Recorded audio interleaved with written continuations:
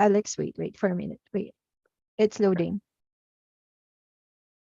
There you go. You're live.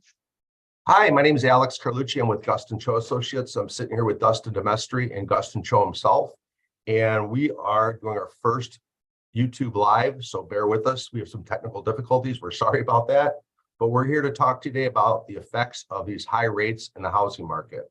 And I want to give a little start off of the history of where we're at and why we're here and what to expect in the future. So in 2008, the world collapsed. The Fed printed $15 trillion to save the economy. We didn't see any inflation. They funneled it through the banks. They funneled it through all these different places. And the economy chugged along at a 0% Fed funds rate, which kept interest rates pretty low for a long time. And then when COVID came out, they actually printed money again, and they shoved it right in the pockets of the consumers, which it did not go through the proper channel. So it went right in the pockets. And next thing you know, the consumers were buying everything. They couldn't get enough spending out of their systems. And it drove the prices up of everything: fast food, groceries, anything, cars, houses. So houses were really, really affected. And this could really hurt the average person the most, because you can't change what it costs for rent. You can budget for groceries. You don't have to eat out fast food. You don't have to drive a new car, but people all have to live somewhere. And it really took house prices up 45, 50% in a 2-year window, and it priced people out. And now what the Fed's trying to do is undo all that damage, because they look around, they see that the 70% of the population who lives check to check can't even afford the rent, can't afford to buy a house, can't afford to move, let alone the groceries and the cars and everything else. But now people can't even afford a place to live. So what they're trying to do is they're trying to raise the interest rates to kill the demand of the consumer. So they stop buying things and everything reverses and goes back to a place where now the average person can afford it. Now the rich people are fine. They're loving it. Their houses are up, their stock prices are up. It's not hurting the rich. It's hurting the people who live check to check. And it's freezing the economy right now, because now people who did buy a house in the last 15 years have a super low rate. And now they don't want to sell, even if they want to move, even if their family is growing, even if they are relocated. It's causing crazy havoc on the supply side. And now the demand's being affected, because now people don't want to pay these higher rates.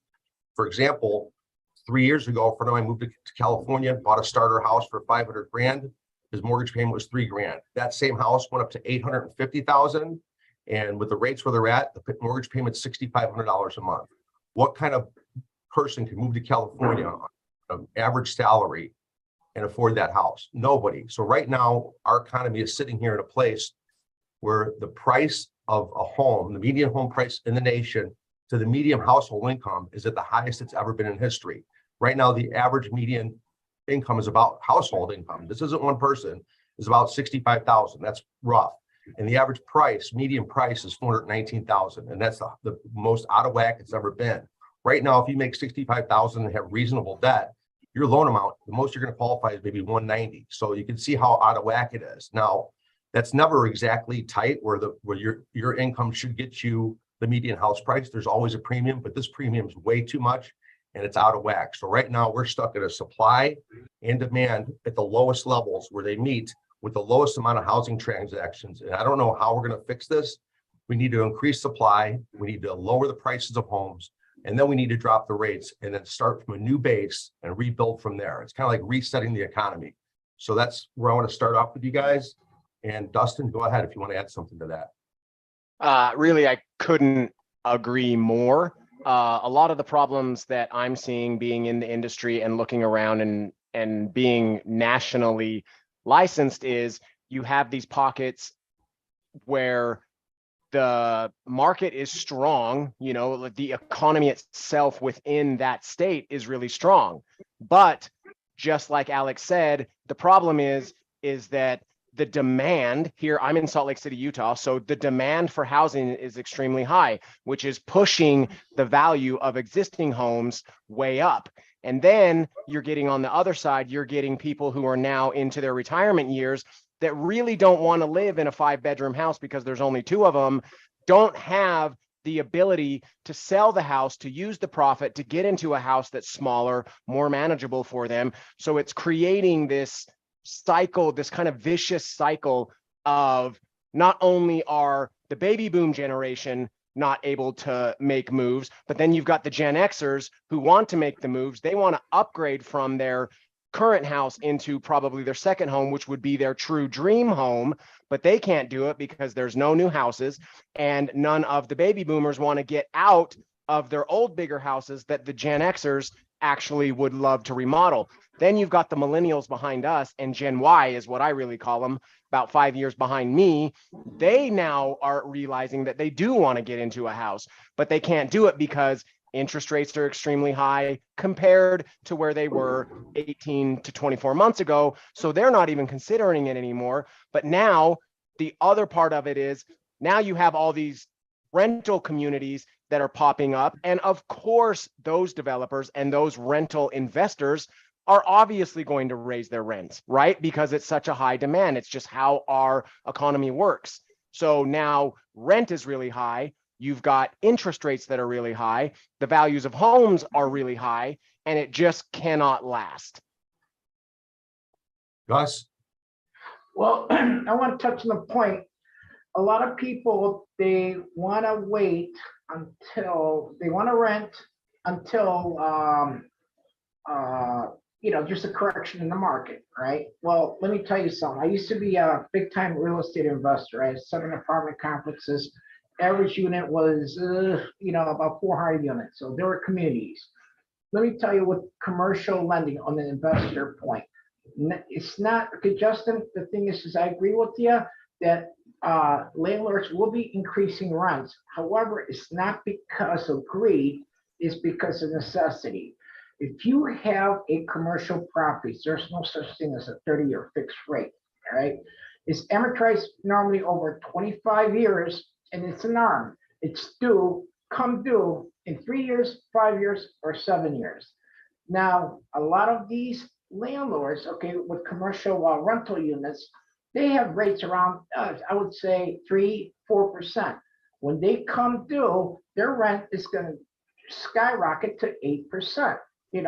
For them to cash flow, they're going to have to increase rents, whether they like it or not. Otherwise, they're going to be operating at a negative loss. So a lot of people want to time themselves. Hey, you know what? I'm going to keep on renting until the market corrects. Well, you know what? The market right now, correction, I would say absolutely.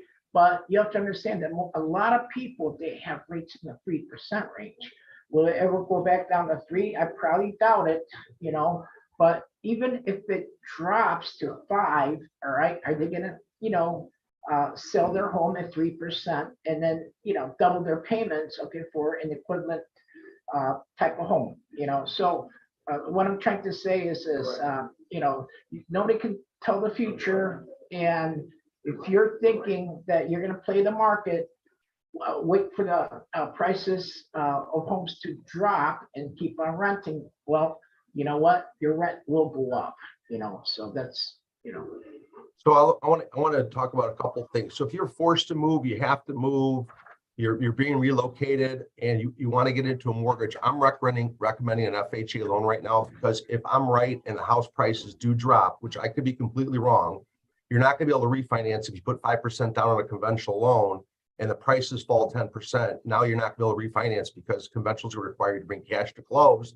to get you back to that where your loan to value is less than the value of the house. So FHA allows for what's called a streamline refinance, which no appraisal, there's no debt to income ratios. So if you run up some debt, the house prices fall, you get fired and find a cheaper job, then you still will qualify for refinance. So if you absolutely must do it, I recommend that you do a FHA loan, just because it's going to allow you to refinance.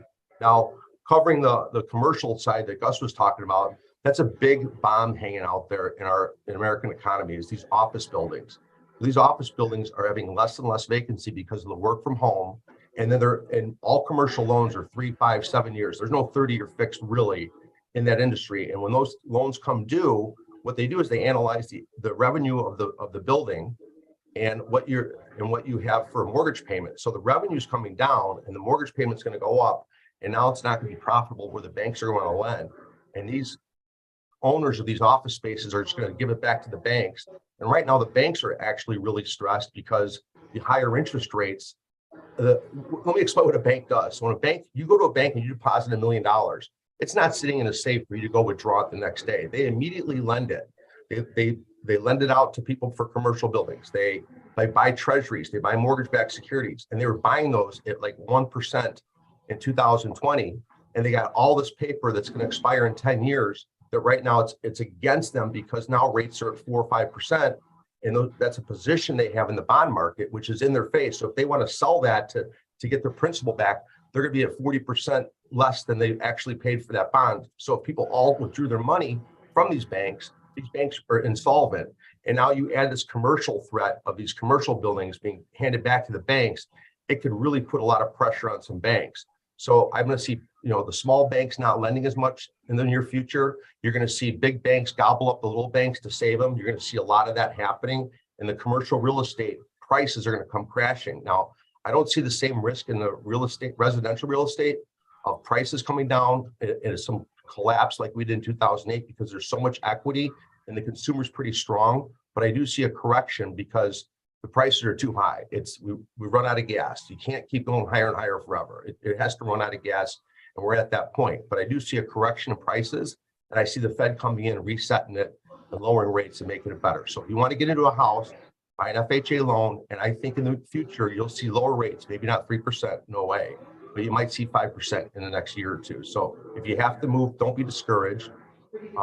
Just get into an FHA loan, so it doesn't matter what the value is, doesn't matter what your debt to income ratio is. You can always drop the loan into a lower rate. I tend to agree. And one of the other things that Alex almost went into when he was talking about FHA is one of the reasons that you really want to make sure that you're talking to someone, a loan officer that knows what they're doing. Here at GCA, this is what we talk about every single day. We're talking about how do we position ourselves in the market to help the consumer.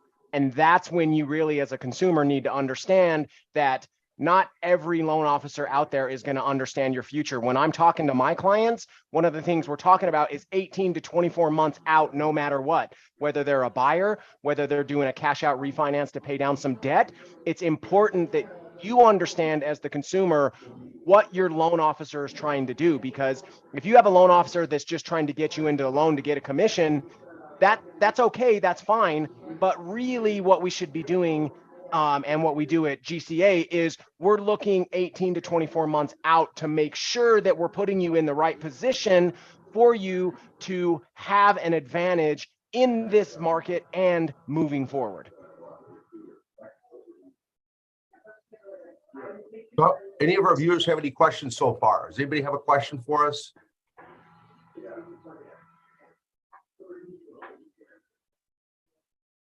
How about you, Pauline? You have a question? All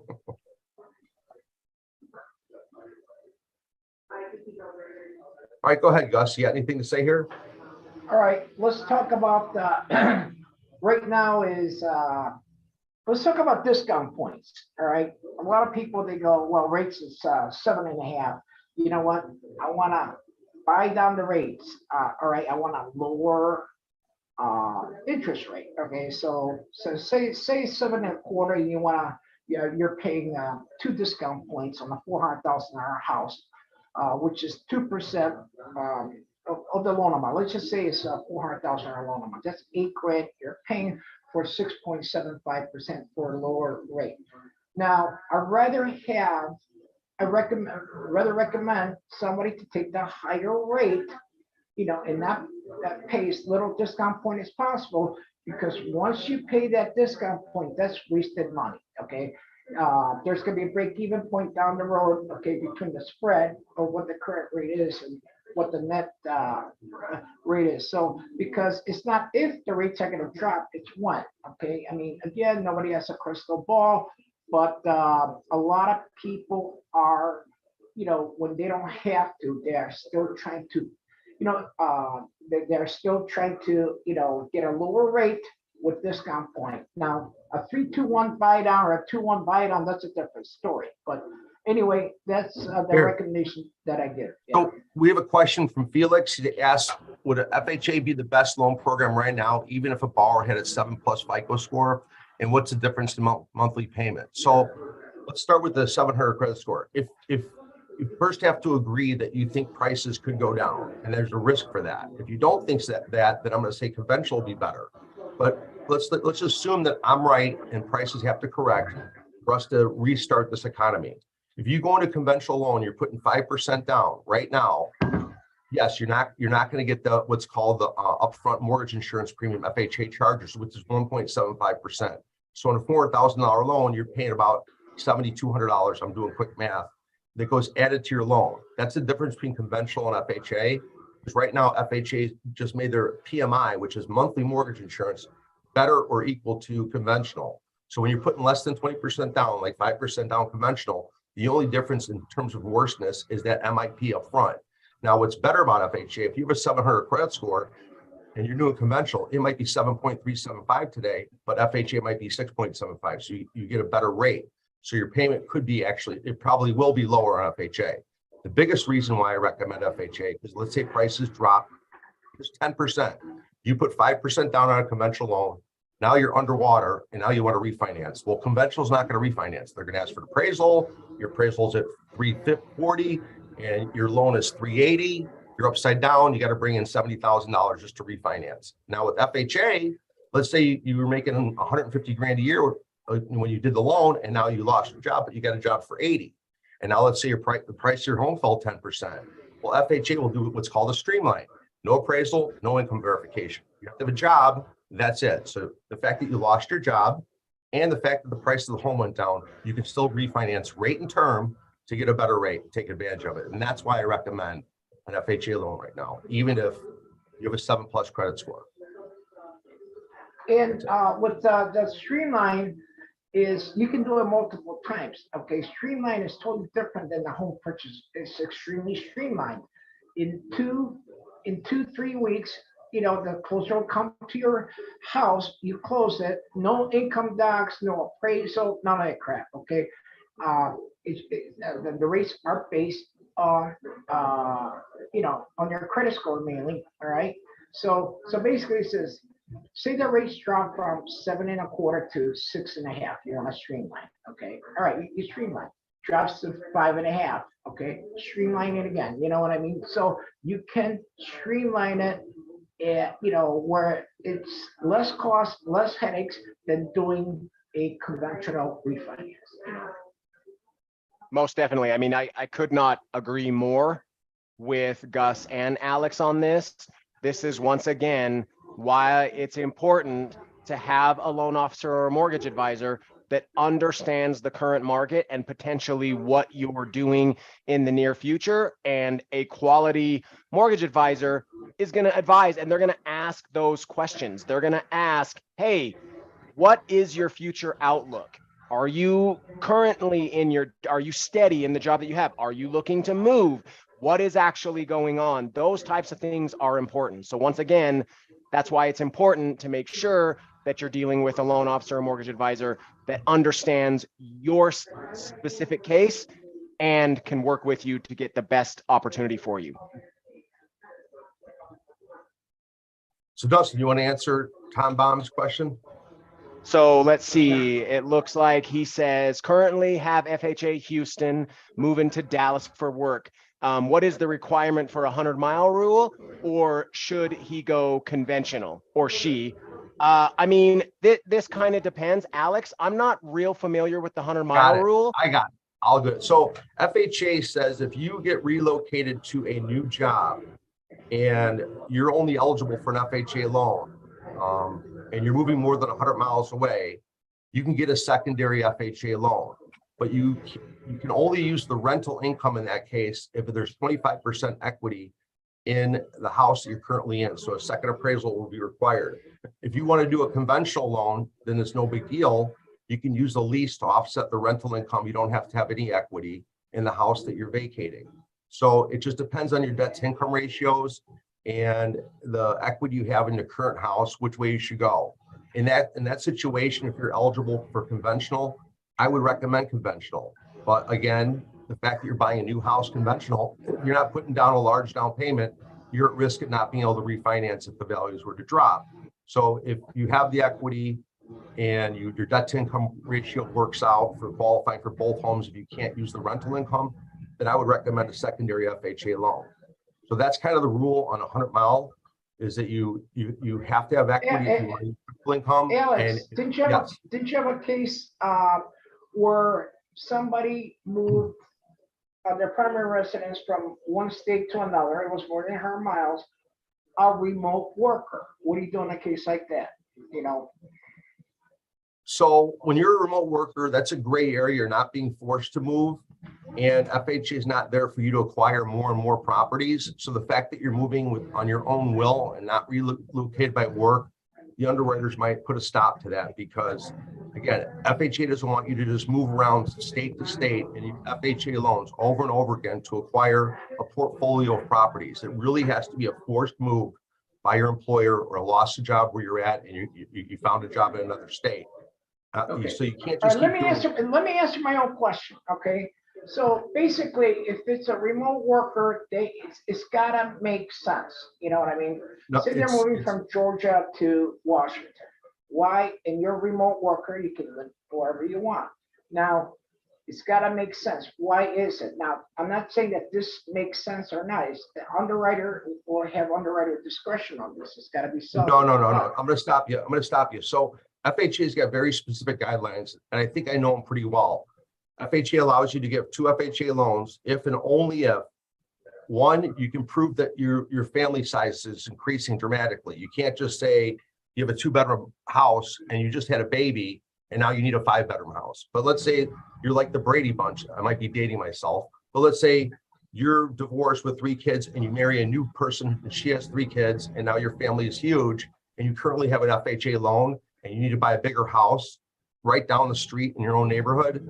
You can do that using FHA. You also can have a secondary FHA loan if you are a non-occupied co-borrower for your child on their FHA loan, and now you want to go out and buy your own FHA house. And then the other one is if you're forced to move by your company and you're moving 100 miles away, you can get another FHA loan, what we just talked about. And then there's a fourth reason that's kind of similar to all these, and I don't know off the top of my head, and I apologize, but I can pull it up. It's an easy guideline to pull up. When we get off this thing, maybe I'll add that in the comment section what the fourth reason is. But it can't be because you're a remote worker and you want to live by the ocean now and get another FHA loan. It's not that easy. Underwriters have to have a real one of those reasons. And there's not a lot of variation from that. They don't just let you do it. You have to qualify for both mortgages. So you have to build if you have a conventional loan and now you want to buy an FHA loan, FHA doesn't let you use the rent on the vacating house. So that's something you have to qualify for both loans. So I'm kind of alluding a lot of rules here. I apologize. I'm not used to going live. Before you interrupted me, what I was going to say is a remote worker can move out of state to a different FHA loan if the deal makes sense. Like, hey, they got a mom that's cancer, or some sort of, it's got to make it believable. You know what I mean? Because otherwise, it's collecting, properties with an FHA loan. That's not going to fly. So. All right. So Margaret's asked, does it mean first-time homebuyers are not priced out right now? So first-time homebuyers, as a percentage, are priced out, but not everybody's priced out. So the upper 20% of this America has plenty of money, plenty of income, and they can handle all this inflation. It's the bottom 60, 70% who are making, $40,000, $50,000, $60,000 a year. They can't buy a house. There's nothing available for them anywhere. If you look around, there used to be plenty of houses for 100 grand, and now you can't find. Now the new low is like 200 grand. And if you make $50,000 a year, you cannot get a $200,000 loan. So it's not everybody's priced out, but the majority of people are priced out. That's a very good, I agree 100%. And I wanted to add that in that top 20%, I have one right now where they are a retired couple that are first-time home buyers. And they thought for sure that they weren't going to be able to do it. But in this economy, they're the perfect people because they have savings. They're able to close. We're able to get them a little bit of a rate buy down because they're not leaving, right? They're not going to be in this house for 5 years and then decide to move. They were smart and said, hey, let's look at a 2-acre piece of property in Florida that has a manufactured home on it, right? And it was a reasonable price because most people don't want to look at manufactured homes that are younger, but someone who is in their retirement years and is a first-time home buyer, we went FHA. We did a little bit of a rate buy down and it put them in a very strong position because they're going to be in that property for a good, let's say 15, 20 years. So if they do end up unfortunately passing away, or when they do, the family now has a huge advantage with that piece of property that is sitting there because it is going to gain value. So I agree with that, with what Alex said. About 20%, yes, they can make the moves, but don't always think just because you're in a certain situation, you may not be able to afford it. If you have your Social Security income coming in, you've got 40, 50, 60, $70,000 sitting in the bank, and you have some assets on the side from a pension or a retirement fund that you work with, don't think that you can't do it, because FHA loves that stuff, and we can actually make a move to put you in a strong position. Once again, I feel like I'm beating a dead horse, but this is exactly why you want to make sure you're talking to the right loan officer or mortgage advisor. Okay. Hey, Margot, to Margot's question, that's a good question. First-time home buyer, all right? Believe it or not, there's a lot of cases where being a home buyer, versus with your new housing payment versus your rent, it may be lower, okay? Or it might be the same, or it might be slightly higher. You know what I mean? So you got to kind of compare apples to apples, because there's a lot of cases where people are paying $2,500, people with the family, $2,500, $3,000 a month for rent. Whereas, buying a new home, especially you go somewhere where there's, lower taxes, all right, your housing payment might be less, and you don't need, 10% or 20% down payment like most people think, all right? When you rent, you have to come up with first month deposit, last month deposit. When you buy, we can be very creative. Sometimes you might be able to qualify for a down payment assistance program. Closing costs can be covered with seller's concessions. You know what I mean?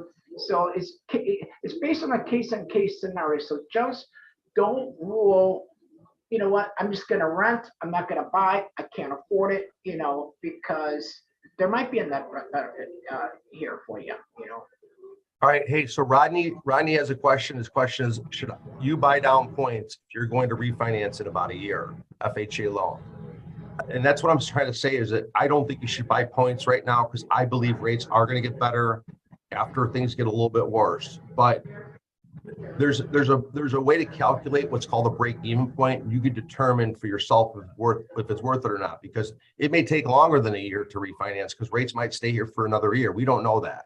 So I just did a sample for a guy yesterday who wants to spend 5 points on a $350,000 loan, and it gets him from a 7.8 to a 5.99, and it's saving him like $260 a month, which is roughly $3,200 a year. But it's going to cost him $20,000. So at $3,200 a year, that's 7 years, 6 to 7 years range, that where he starts to save money if he never refinances. So let's say he spent 20 grand, and let's say he saves $260 a month, and let's say rates drop to 5% next year, and he could refinance, and he took the 7% with no points, and now he can refinance. He saved himself probably 17 grand, because he did save the $260 per month for the 1 year, but he only got 1 year out of that 20 grand of savings. So he lost 17,000 because rates went down in a year. So I think it's not smart to do it if you really believe rates are going to be lower. But let's say that I'm wrong. Let's say that we're here forever. 7% is the new normal. We're never going to see lower rates ever again. Then that guy's going to save a ton of money over 30 years. And in that way, that would be the good decision. So you have to also chime in your own opinion, what you think is going to happen to make that decision. Because I don't know the future. I just have a feeling. So that feeling is it's not rocket science. So for you to make that decision based on everything I said, that would be wrong. You have to have your own opinion. But I personally don't think you should buy down a lot of points unless you can't afford it any other way. So that's something for you and your family to decide. All right, you Good. guys want to save money, right? We're talking about, paying points for a lower rate so you guys can save money, the whole 9 yards, right? Well, I'll tell you what, if you guys, whether you're a homeowner, you're a first-time home buyer or a home buyer, start working on your credit, okay? Lenders, the credit, a person's credit score is the biggest factor in mortgage rate pricing, all right? The higher your credit score, the lower your rates. Just because you close on a home doesn't keep on increasing your credit score. You don't have to be a rocket scientist to get your credit score to a 700. All right, we can coach you through that. We got guides on that. All right, so lower credit scores are going to hang on. What time, even though you don't do anything, it'll go up. All right, but to expedite that, we got some tricks of the trades. Don't hire a credit repair company because they're going to do more damage than good. Okay. Contact us. It's not going to cost you anything. We will guide you the right way. Okay. There's no reason why everybody should not have a 700 credit score. So April has a question. What are your thoughts on borrowers who have not so good credit score with the rates right now? Do we have to wait for interest rates to go down? So no, you don't have to wait as long as you qualify, but always make sure that you're comfortable, that you really need to buy that house to deal with the higher interest rates with the lower credit score and your job secure, then you don't have to wait. Who knows what waiting is going to do if you have to start your life and your kids are going to a school and you need to move to a good school system and you qualify at these higher rates, then do not wait. I don't think you have to wait at all. But if you're on the fence, it's not that important, you're planning to have a baby in the next 5 years, you can hold off for now and you don't have to rush in. But that's my opinion. One of the things I want to say about this is sometimes when borrowers will say to me or to us, they'll say not so good credit score.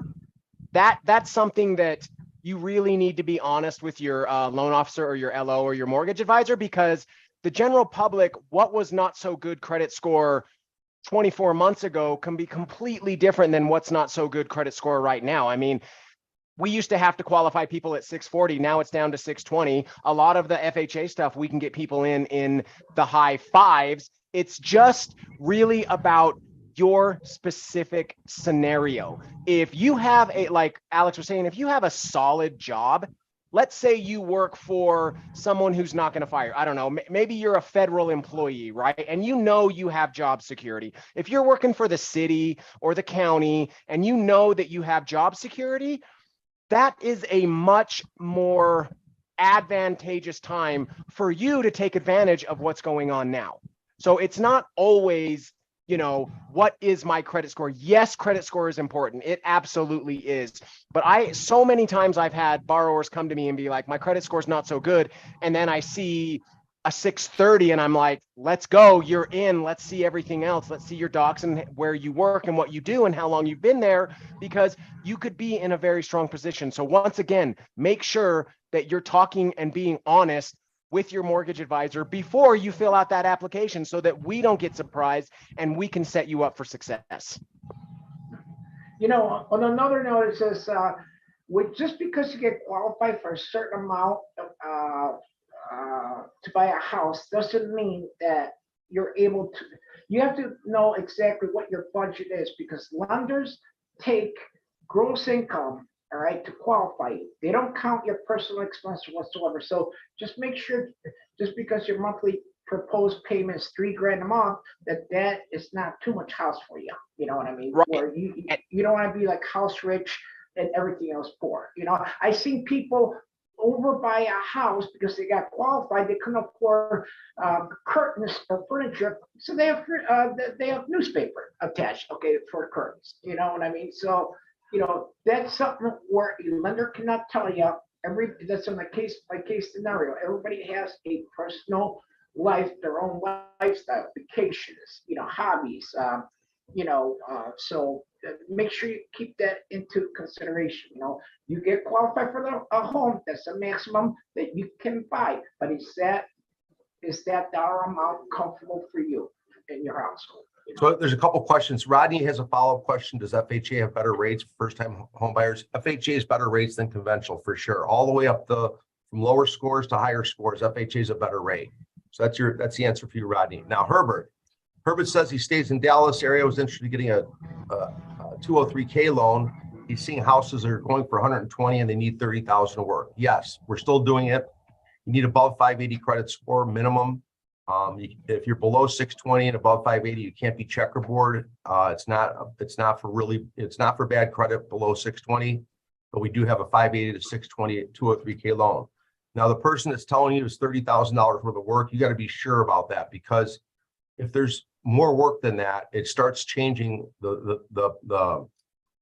loan. So if you have a contractor who goes out there and says, yeah, I can do this for 30 grand, then you're probably safe. But if you're doing a $50,000 rehab job, a HUD counselor gets involved, because anything over 35,000, there's a HUD counselor.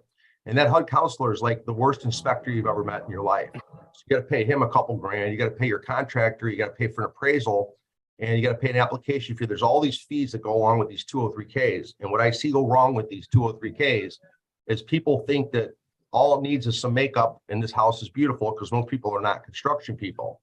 When the HUD counselor goes out there, he's going to go look at the cracks in the basement and say, we need new foundation. He's going to climb in the attic and say, this thing's mold ridden. You need a whole new attic and roof. Or they're going to find the electrical behind the walls is completely unsafe. You have to replace all the electrical. Next thing you know, you're $40,000 into rehabbing this house before you add any value.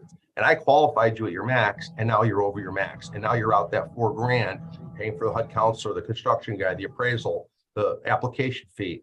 So be careful when you think it's 30,000 to work. You better know it's 30,000 work, because it could get worse, and the deal could fall apart. So be very careful with these things. Hire a contractor who's done these loans, and that's my recommendation to you. Also, on top of that, Alex, what I would say is a lot of people, they get the guy around the corner who has a trailer in his yard and says he's a contractor, and then they get that bid, and the bid is what the actual borrower is looking for, and it's like, oh, great, I'll hand this in. This is exactly why you get multiple bids. You need to make sure that that is around the $30,000. And if you don't know that on the $30,000, man, you're going to get yourself in trouble. So make sure that you're doing your due diligence. Jason's got a question. Is it still a good time to buy a home? I cannot lie. I don't think so.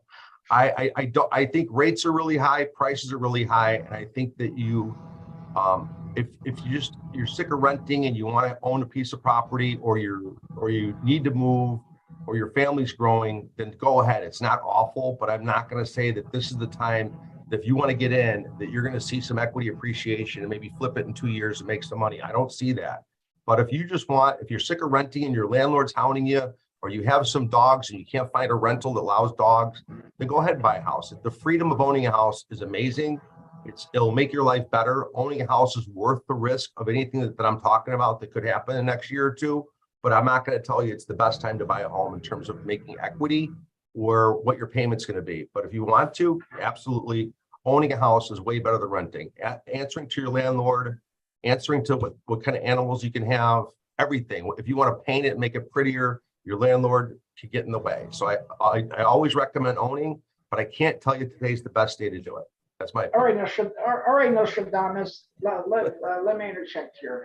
If you are renting, I say yes. Okay, why build equity, whether negative equity, get somebody else rich, But if you are a homeowner, and you got a 3% rate and you're looking to move, then maybe I would wait unless you see a spectacular deal or something like that. So that's my rebuttal with Alex. All right. That's exactly what I was going to say. If I was talking directly to Jason, I would say, man, do your due diligence on a real estate website, look in your area, and go find out how long those houses have been sitting on the market. There's a lot of desperate homeowners out there that want to get out of where they are. They may want to move to Florida. They may be retiring, something like that. Go look and see how long that house has been sitting on the market, because if you can walk in there and you can say, hey, I'm qualified, you're pre-qualified, you're already talking to a loan officer, and then you go get a real estate agent and you say, go find me the houses that have been sitting on the market for a long time.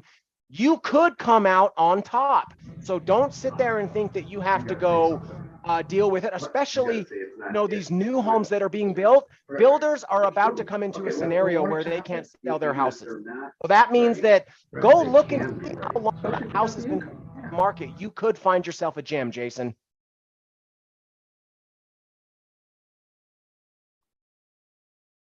So Rodney says, is FHA really strict when it comes to appraisal? Absolutely, they are, but, and I can't tell you exactly what's going to go down, but if you're looking for a fixer upper, it's not going to pass FHA. So let me tell you what FHA flags.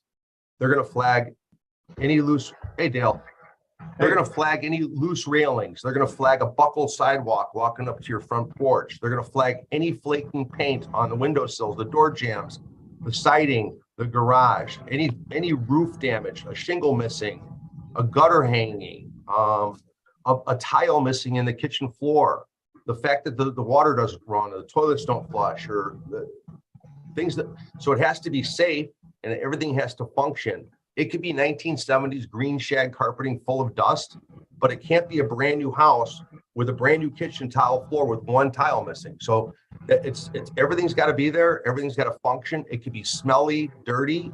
It just has to all be there. So even a new house would fail FHA. So keep that in mind. So and another thing, go ahead. All right. Okay. Now you're an FHA appraiser. Great. Okay. Dale wants to add something. Well, no, two things there to what Alex said. I had a deal a couple of years ago. It was a front porch cement, and there was no railing. So that deal was held up until a railing was installed, walking up the cement front steps. So that's an example. But back to your FHA about people, especially people who have the income, but they're not credit ready yet, I should say. It's one of Gus's lines. It's not if, it's when. Like if they do the things that we ask them to do now, it might be 6 months, it might be 9 months, it might be a year. But all that time goes by very fast, and they will be in a position to buy. And that's something critical to understand. If those who are motivated and follow the recommendations that we give them typically end up in houses after a certain period of time when their credit is to the level that's acceptable. That's all I want to say. Yeah, we had people come to us with a crap load of late payments in the past 12 months.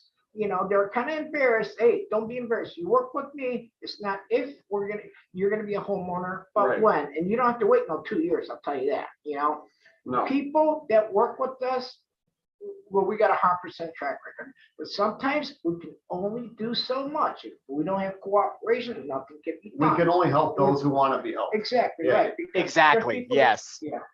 You know, Yep. yeah. But I There's mean, a I closed hey. a loan. I closed a loan for a lady 4 or 5 months ago. I talked to her over a year ago, and you know what? She did exactly what I told her. Her score went up from like a 530 to like a 610. Her rent was perfect. She had no lates in the last 12. She got a pay raise. She's in a house, but she did exactly what I told her. Right. Hey, Dale, I want you to mention about Guzman. Okay, the topic here is this.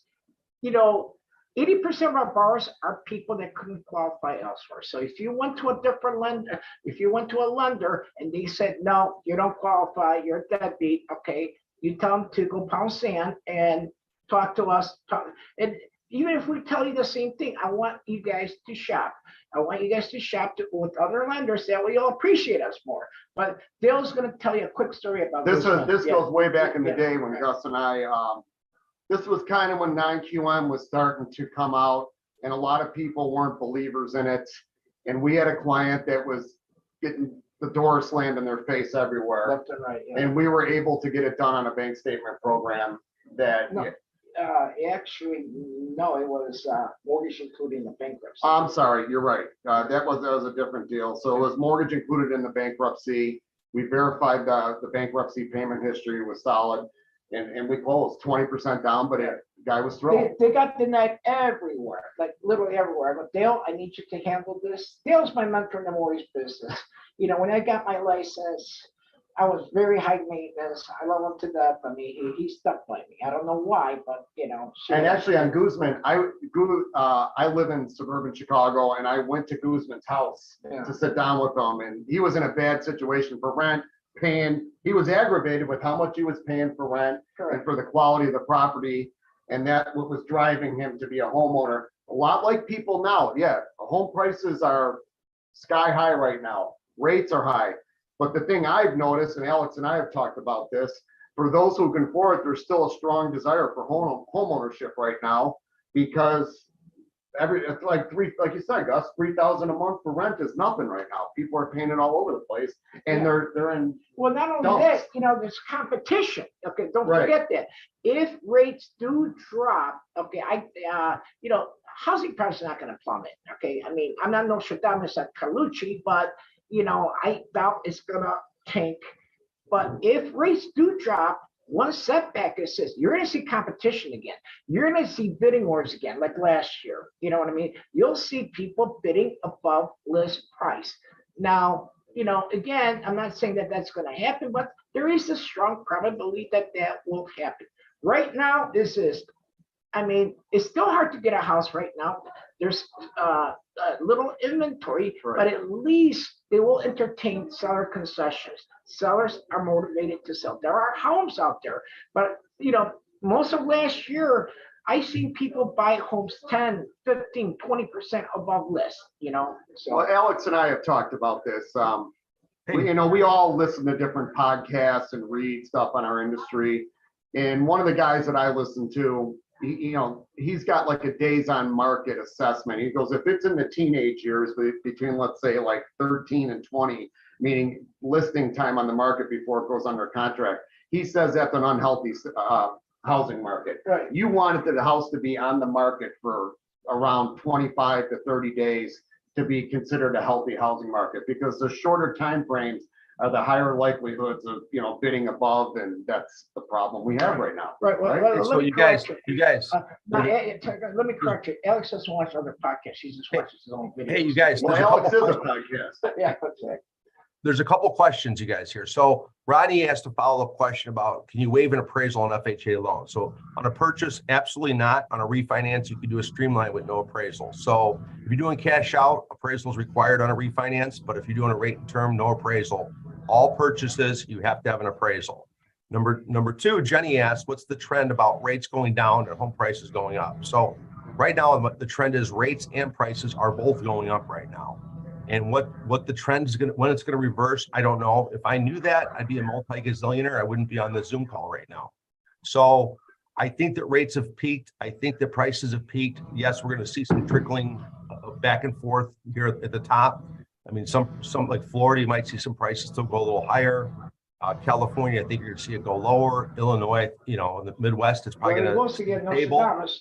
But the trend right now, the only trend there is everything's higher right now. Everything's going up. Nothing's really reversed except on the West Coast. In California, we've seen prices of homes go down. So I expect that to sweep the nation. And at the same time, I expect rates to go down after that happens. And then we'll start with that rebuilding of what Gus was saying, that where there's going to be bidding wars again. So we have to first reset the prices lower, then we can get the rates lower, then we can restart this at a more affordable base, and then we can rebuild up from there again. Hopefully there's not too much damage in unemployment. People still have their jobs, and we don't destroy the economy by trying to create what they're trying to create.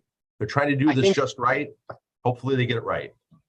One of the things that I would also say to Jenny is, Jenny, I would say make sure that your credit scores and your debt to income ratio, if you want to know what DTI is, look it up or give us a call, but really prepare yourself to take full advantage when the market comes back around and you sit in that box that you are set for. A lot of people say, oh, we want interest rates to come down and the price comes down.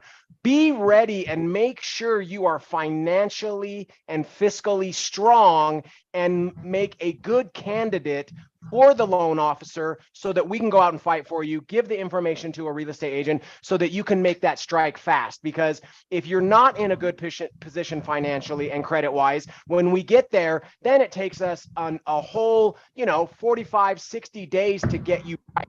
So as you're sitting on the sideline right now, Jenny, make sure you are primed and ready to go for when you are ready to strike. Hey, we got a question from Rodney, and I think we got to wrap it up soon here, but Rodney says, how do you feel about offering lowball offers. Does it hurt? No, not at all. You're only going to piss off the sellers and your realtor for trying to put in offers 20% below a listing price. But one of these days, I think you're going to start seeing sellers hit these bids when they have to sell. I'm not seeing it yet, but I can see in the very near future that if you throw out a bunch of little lowball offers, someone's going to give. They have to move. They lost their job. They're under contract on new construction. The new house is ready. They bought it a year ago and now they're desperate because there's no buyers. So why not throw out some offers out there on the table? See if you get hit 20% below market price. Nothing wrong with doing that, Rodney, at all. Hey, And Rodney, listing time. Rodney, you must be a loan officer. I don't know. These are real good questions you're asking. But let me ask you something. You always got a place of yourself as a seller's position. Would it, what do you think about you being the seller? Somebody gives you a low ball offer. I mean, wouldn't you get pissed off? So I mean, I don't know. Maybe not, but always place yourself in the seller position. Some people that give low ball offers, they just do it to play games, and guess what? They're done. Okay, they're wiped out. They're banned. The seller doesn't want nothing to do with this. So just so you know, just my 2 cents. Days on the market, man. I'm telling you, days on the market is going to give you a very good idea of, is this person willing to take the low ball offer? If you see $10,000 drops every 60 days and they're still on the site and you can get an agent to tell you, yeah, it's still on the MLS, that's a strong indicator that they may take it. Just don't go crazy and, just so lowball it that you just piss them off and they don't respond, but go low enough so they'll come back at a counter where you're comfortable. Well, you're Right, going to hey, be guys, talking. hey. You're going to be talking to the realtor. The realtor, your buyer's realtor, will discuss it with your seller's realtor. So, what do you think about this? You know what I mean? So, Hey, you guys, so yeah. My producers in the ear saying we got to cut this off. So I want to thank everybody who came and watched us today. We want you to like our videos, subscribe to our YouTube channel, go to our GustonShow.com website and look at all the products we offer out there. We go down to 500 credit scores, VA and FHA. We do non-QMs, no doc loans, bank statement loans, conventional, jumbo, commercial, no hard money commercial investors. Equipment financing. We do equipment financing. We do it all. We've got everything out there you're going to look that you would need. So please like and subscribe. It helps us help you guys. And please contact us all anytime you want. My phone number is all over YouTube. Call me. I'll direct you to the right loan officer. And I want to thank you guys again for coming out and watching us today. All right. Thank you. Thank you, everybody.